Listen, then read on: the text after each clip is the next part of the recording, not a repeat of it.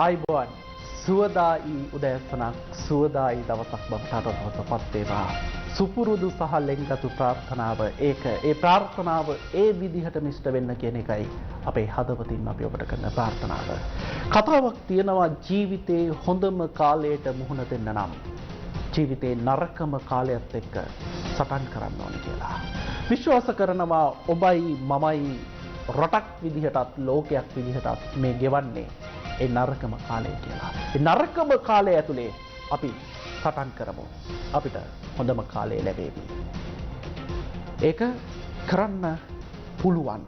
විශේෂයෙන්ම අපිට එකතු වෙලා කරන්න පුළුවන් වෙලා කොරෝනා පරද්දන වැඩේට අපි අපේ යුතුයකම් සහ වගකීම් ඒ ආකාරයෙන් ඉෂ්ට කරන්න අද දවසේ අදිෂ්ඨාන කරගමු. ඒ අදිෂ්ඨානයත් එක්ක මේ ආරම්භන්නේ දහසක් වැඩ තියෙන උදේ පාන්දර ඔබේ කාලයත් ඉතුරු කරමින් දවස් ආරම්භයට ඔබ දැනගත යුතුම තොරතුරු ඔබට සමීප කරන News First Breakfast.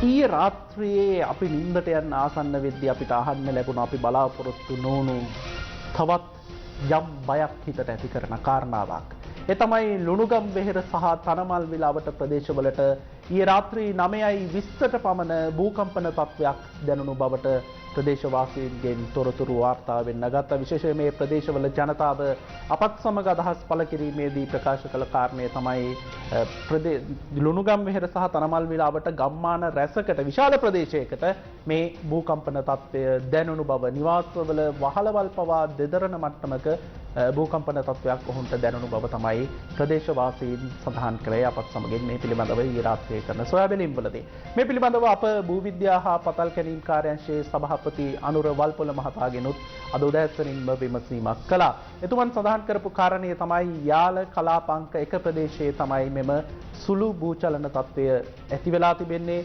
එය රික්ටර් මාපකයේ ඒකක 2.0ක් ලෙසයි ප්‍රබලත්වය සටහන් වී තිබෙන්නේ කියන කාරණය. කෙසේ වෙතත් මේ පිළිබඳව අද දවසේදී වැඩිදුරටත් තවදුරටත් අධ්‍යයන කටයුතු සිද්ධ කෙරේවි. මේ ඊයේ රාත්‍රියේ මේ විදිහට භූකම්පන තත්ත්වයක් වාර්තා වෙන්නේ ඊයේ දහවල් කාලයේදී බෙන්ගාල බොක්කේ යාපනයට නුදුරින් භූචලන තත්ත්වයක් වාර්තා වුණු පසුබිමක විශේෂයෙන්ම නැගෙනහිර ඉන්දියාවේ බෙන්ගාල බොක්ක ආශ්‍රිතව තමයි රික්ටර් මාපකයේ 5.1ක ප්‍රබලත්වයකින් යුක්ත භූචලනයක් ඊයේ වාර්තා වුණේ. යාපනයේ සිට කිලෝමීටර් 610ක් පමණ ඈතින් තමයි මේ කම්පන තත්ත්වය ඊයේ වාර්තා වුණේ. කෙසේ වෙතත් ලංකාවට කිසිදු බලපෑමක් නොමැති බව ඊයේ දවසේදීම කාලගුණ විද්‍යා දෙපාර්තමේන්තුව ආපදා කළමනාකරණ මධ්‍යස්ථානය තහවුරු කරා. එවන් පසුබිමකයි ඊයේ රාත්‍රියේ අපිට මේ රට ඇතුළෙනුත් යම් සුළු භූචලන තත්ත්වයක් වාර්තා වෙන්නේ. මේ කරුණු පිළිබඳව අදාළ අංශ වැඩිදුරටත් අවධානය යොමු කරන දවසක් බවට අද දවසපත් වෙනවා. ඒක එහෙම වෙද්දී අපි තේරුම්ගෙන තියෙන යථාර්ථය, අපි අත්විඳලා තියෙන යථාර්ථය, අපි පතන දේවල් ඒ විදිහටම වෙන්නෙත් නෑ. වෙන හැමදේම අපි පතන්නෙත් නෑ. ඒක තමයි යථාර්ථය. ඒක නිසා අපි කැමති අකමැති වුණත් ගෙවුණු පැය 24 තුලත් කොරෝනා මරණ 190ක් පිළිබඳව තොරතුරු නිල වශයෙන් අපිට අහන්න ලැබුණා. ඒත් එක්ක මේ වෙනකොට කොරෝනා මරු අපෙන් හොරාගත්තු ජීවිත ගණන 7750ක්. මේ මරණ පිළිබඳව අවධානය යොමු කරද්දී ගිය සතියේ කොවිඩ් මරණ ඊට කලින් සතියේ මරණත් එක්ක සංසන්දනය කරද්දී 75ක ඉහළ යාමක් බව තමයි විශේෂයෙන්ම වෛද්‍ය අංශ සඳහන් කරන්නේ. ශ්‍රී ලංකා වෛද්‍ය සංගමේ සභාපති විශේෂඥ වෛද්‍ය පද්මා ගුණරත්න මහත්මිය මේ පිළිබඳව අවධාරණය කරනවා. සංඛ්‍යාලේඛන සහිතව ඇය පෙන්වා දෙන කාරණය මේ තත්ත්වයේ ඇතුලේ තව දුරටත් මරණ ඉහළ යන්න පුළුවන් තත්ත්වයක් නිර්මාණය වෙමින් තිබෙන බවයි වෛද්‍ය මතය. ඒක නිසා විද්‍යාත්මක ක්‍රමයකට මිස යලි රට අරින්න එපා කියන ඉල්ලීම තරමයි තව දුරටත් සෞඛ්‍ය අංශ විශේෂයෙන්ම ශ්‍රී ලංකා වෛද්‍ය සංගමය ඇතුළු මේ සෞඛ්‍ය අංශ ඉල්ලුම් කරන කාරණය. ඇය ජනතාවටත් පණිවිඩයක් ලබා දී තිබෙනවා. විශේෂයෙන්ම මේ මරණ සංඛ්‍යාව අඩු කරගන්න නම් එහෙමත් නැත්නම් මේ පැතිර යාම අවම කරගන්න නම් අනුගමනය කළ යුතු ක්‍රියාමාර්ග 3ක් පිළිබඳව ඇය අවධාරණය කරනවා.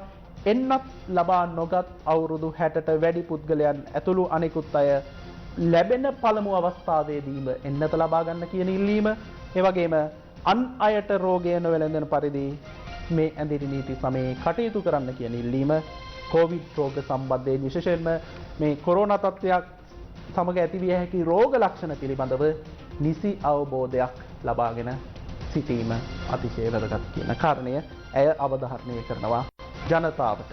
ඒ කාරණා ඒ විදිහට වෙද්දී ඒ අපි කතා කරේ මරණ ගැන ඒ විතරක්ද ගෙවුණු පැය 24 ඇතුලේ 2386 දෙනෙක්ට හොඳ වෙලා ආයි යලි සාමාන්‍ය ජීවිතයට පිවිසීමේ බලාපොරොත්තු ඇති කරගන්න පුළුවන් වුණා.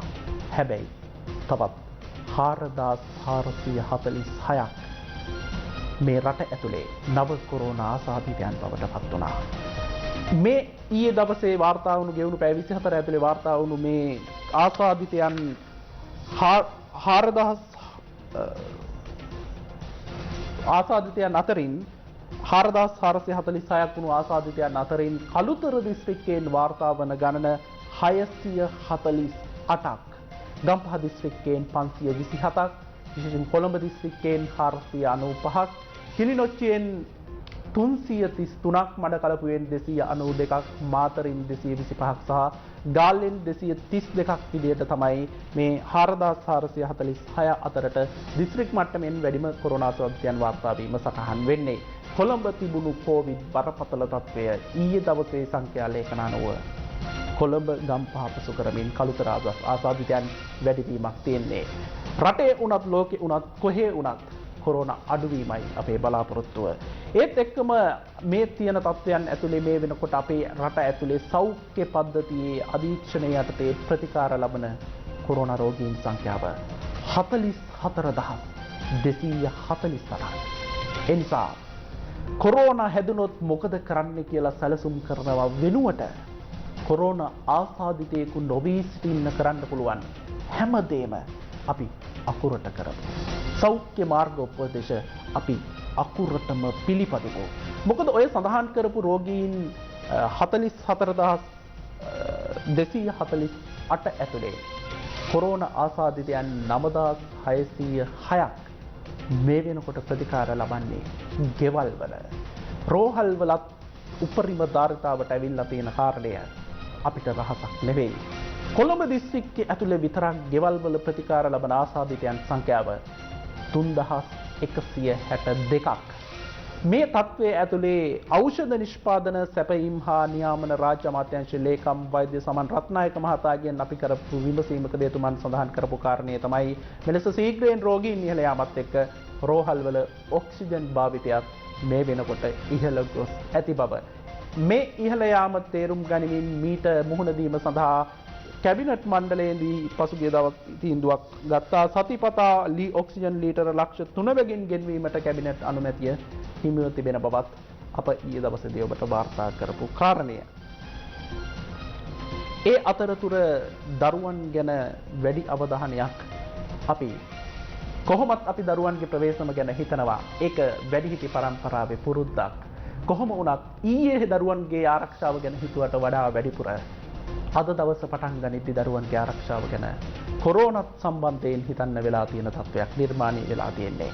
මොකද නාවල ජනාධිපති බාලිකා විද්‍යාලයේ 12 හැවිරිදි සිසුවියක් කොවිඩ් ආසාදනය වීමෙන් මිය ගිය පුවතක් කොහොම කනගාටුදායක පුවතක් අපිට අහන්න ලැබුණා.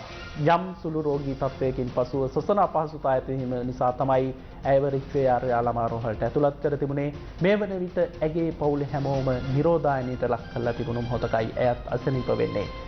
සිසු දියණියගේ ආගමික වතාවත් අසල්වැසියන් සිදු කරදී දැරිය කොරෝනා සෞඛ්‍ය මාර්ග උපදේශනයන් අනුව අවසන් කටයුතු සිදු කරනවා. ඒ දැරියකගේ කොරෝනා පිළිගත් තවත් එක් දැරියක්. ඒ අතර කොරෝනා ආසාදනය වීමත් සමග දරුවන් සම්බන්ධයෙන් විශේෂයෙන්ම කොරෝනා ආසාදිත වූ දරුවන් සම්බන්ධයෙන් බරපතල අනතුරු ඇඟවීමක් ඊයේ රික්වේ ආර්යා ළමා රෝහලේ වෛද්‍යවරයෙක් විසින් සිදු කරා. සයිලන්ට් හයිපොක්සියා නැමැති මේ රෝගී තත්ත්වය පිළිබඳව රික්වේ ආර්යා ළමා රෝහලේ දැඩි සත්කාරයකගේ බාර විශේෂඥ වෛද්‍ය නලින් කිතුල්වත්ත මහතා ඊයේ පැහැදිලි කිරීමක් කරා. විශේෂයෙන්ම විශේෂඥ වෛද්‍යවරයා සඳහන් කරපු කාරණය තමයි මේ රෝගී තත්ත්වය නිහඬ මාරයෙකු ලෙසයි එතුමන් හැඳින්වුවේ. විශේෂයෙන්ම කොරෝනා වෛරසයේ ආසාදනය වෙච්ච දරුවෙකුට මේ රෝගී තත්ත්වය මතුවෙන්න පුළුවන්. මේ රෝගී තත්ත්වයේදී සිද්ධ වෙන දේ මොකක්ද? සුව අතටපත් වෙච්ච දරුවෙක් සාමාන්‍ය පරිදි යලි කටයුතු කරන්න පටන් ගත්තා. මෙහෙමත් නැත්නම් සෙල්ලම් කරද්දී නොදැනුවත්වම රුධිරයේ ඔක්සිජන් මට්ටම අඩු වෙන්න පුළුවන් කියලා ඒ විශේෂඥ වෛද්‍යවරයා වැඩි දුරටත් ඊයේ දවසේදී අවධාරණය කරේ. සාමාන්‍යයෙන් රුධිරයේ ඔක්සිජන් ප්‍රමාණය අඩු වෙද්දී හුස්ම ගැනීමේ අපහසුව, කතා කිරීමේ අපහසුව ආදී රෝග ලක්ෂණ පෙන්눔 කරනවා. හැබැයි මේ තත්ත්වය ඇතුලේ එහෙම පූර්ව රෝග ලක්ෂණ පෙන්눔 නොවීමටත් ඉඩ තිබෙන තත්වයක් තමයි එතුමන් සඳහන් කරේ. ඒ නිසා කොරෝනා ආසාදනය වී තිබෙන දරුවන්ගේ එහෙමත් නැත්නම් ආසාදනය වී සුව වී ඇති දරුවන්ගේ දවසකට වරක් ඔක්සිජන් ප්‍රතිශතය මනින්න ඕනේ. වගේම සෙල්ලම් කිරීමෙන් පස්සේ ඔක්සිජන් ප්‍රතිශතය 94ට වඩා අඩු නම් වහම වෛද්‍ය උපදෙස් ගන්න කියන ඉල්ලීමත් එතුමන් දෙමාපියන් වැඩිහිටි හැමෝගෙම කරා. අනිත් පැත්තෙන් මේ වෙද්දි නේවාසිකව රෝහල ඇතුලේ ප්‍රතිකාර ලබන කොවිඩ් ආසාදිතය වෙච්ච දරුවෝ ගාන අඩු වුණත් දැඩි සත්කාර ඒකකවල අවශ්‍යතාවයේ තියෙන කොවිඩ් ආසාදිත දරුවන් ප්‍රමාණය වැඩි. ඒක නිසා දරුවන් ගැන මීට වඩා වැඩි අවධානයක් අපි යොමු කරමු කියන යෝජනාව තමයි වෛද්‍යතුමා පැත්තෙන් කරේ. ඒ අතර අනිත් කාරණය තමයි පූර්ණ එන්නත්කරණයට ලක් වූ බවට සහතික කරන ඩිජිටල් කාඩ් පත් සැප්තැම්බර් මාස 15 වෙනිදායෙන් පසු නිකුත් කිරීමට මේ වන විට රජය තීරණය කර තිබෙනවා. මේ වන විටත් රජය ගෙන තිබෙන තීන්දුව අනුව ඔබට බොහොම පැහැදිලි සැප්තැම්බර් මාසේ 15 වෙනිදායෙන් පස්සේ ප්‍රසිද්ධ ස්ථානවල එන්නත් ලබාගත් බවට තහවුරු කෙරෙන කාඩ් පත නොමැතිව සැරිසරන්න ඔබට අවසර නැහැ. මේ පවතින ඇදිරි නීති තත්ත්වය ඉවත් වුණත් රජයේ සැලැස්ම තමයි සැප්තැම්බර් මාසේ මුල් සතිය වෙනකොට වයස අවුරුදු 30ට වැඩි සියලු දෙනා එන්නත්කරණය සඳහා යොමු කර අවසන් කිරීම. ඒ අරමුණත් එක්ක තමයි සැප්තැම්බර් මාසේ 15 වෙනිදා වෙද්දී එන්නත්කරණය ලබාගත් බව සහතික කෙරෙන ඩිජිටල් කාඩ් පත නිකුත් කිරීමට මේ වන විට රජය තීරණය කර තිබෙන්නේ. ඒ වගේම තමයි ඊයේ දවසේ වගේම අද දවසේ තොග වෙනද සඳහා ආර්ථික මධ්‍යස්ථාන විවෘත කෙරෙනවා. හැබැයි ඊයේ විවෘත කෙරුණා.